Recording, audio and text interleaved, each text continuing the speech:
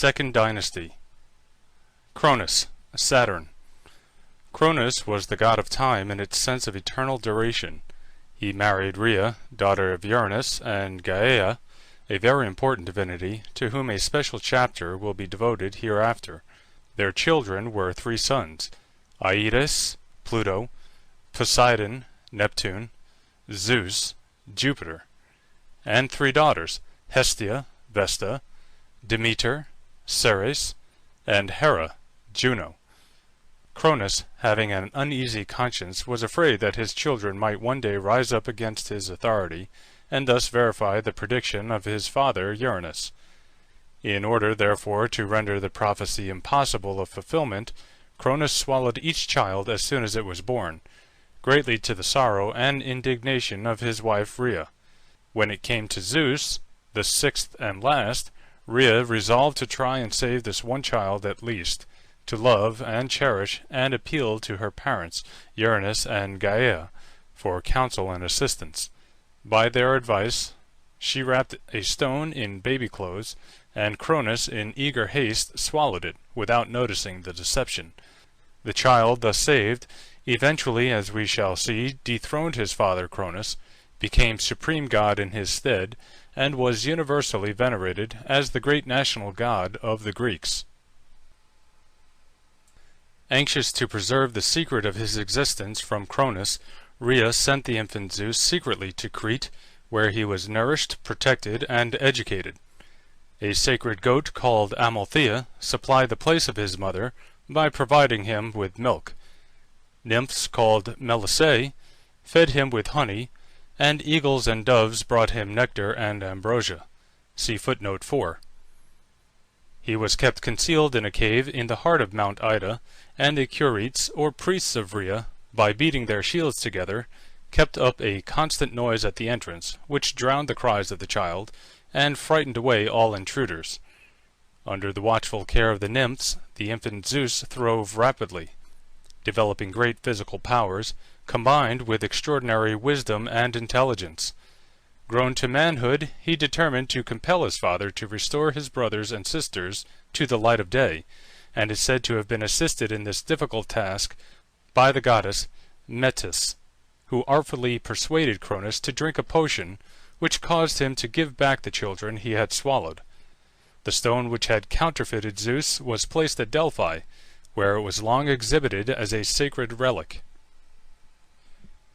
Cronus was so enraged at being circumvented that war between the father and son became inevitable. The rival forces ranged themselves on 2 separate high mountains in Thessaly.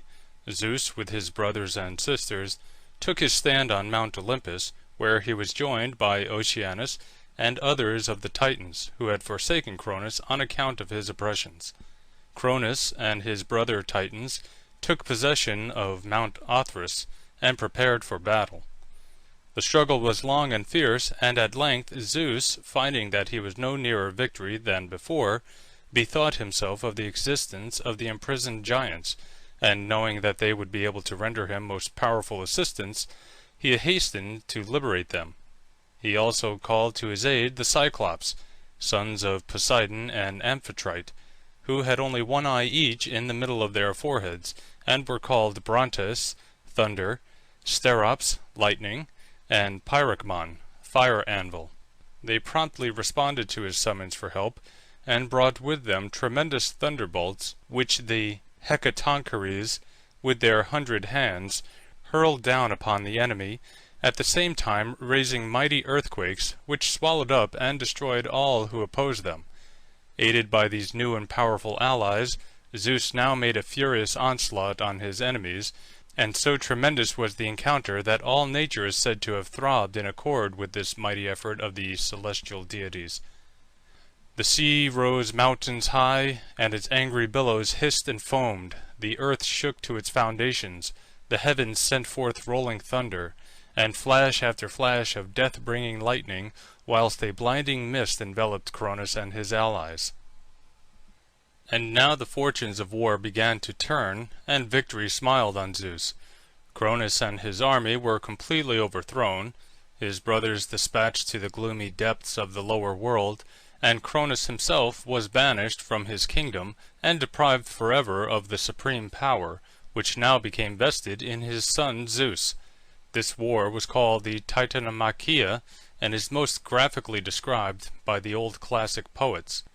With the defeat of Cronus and his banishment from his dominions, his career as a ruling Greek divinity entirely ceases, but, being like all the gods, immortal, he was supposed to be still in existence, though possessing no longer either influence or authority, his place being filled to a certain extent by his descendant and successor Zeus. Cronus is often represented as an old man leaning on a scythe with an hourglass in his hand. The hourglass symbolizes the fast fleeting moments as they succeed each other unceasingly. The scythe is emblematical of time, which mows down all before it. Saturn. The Romans, according to their custom of identifying their deities with those of the Greek gods whose attributes were similar to their own, declared Cronus to be identical with their old agricultural divinity, Saturn. They believed that after his defeat in the Titanida Rhea and his banishment from his dominions by Zeus, he took refuge with Janus, king of Italy, who received the exiled deity with great kindness and even shared his throne with him. Their united reign became so thoroughly peaceful and happy, and was distinguished by such uninterrupted prosperity, that it was called the Golden Age. Saturn is usually represented bearing a sickle in the one hand and a wheat sheaf in the other. A temple was erected to him at the foot of the Capitoline Hill, in which were deposited the public treasury and the laws of the state. Rhea. Ops. Rhea, the wife of Cronus and mother of Zeus, and the other great gods of Olympus, personified the earth and was regarded as the great mother and unceasing producer of all plant life.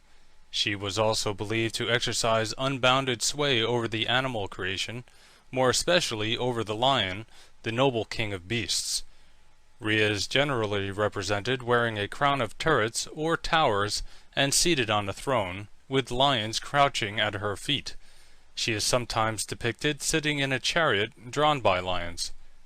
The principal seat of her worship, which was always of a very riotous character, was at Crete.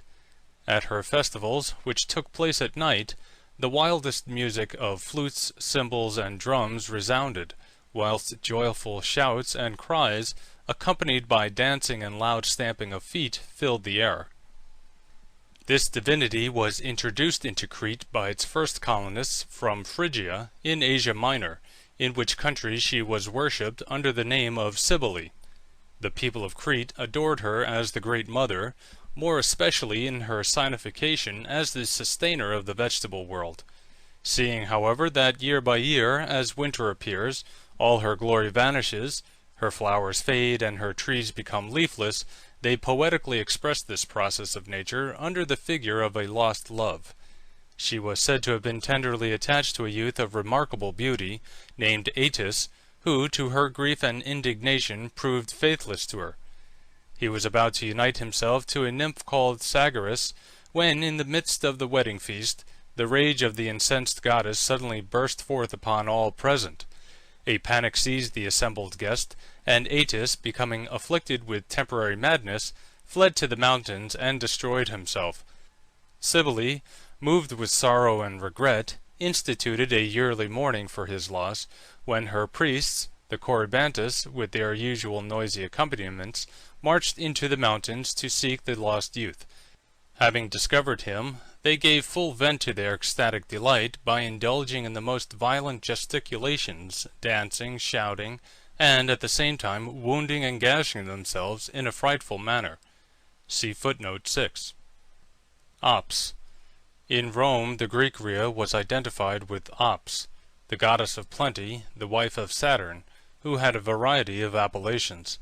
She was called Magna Mater, Mater Deorum, Berecynthia Idea, and also Dindymene.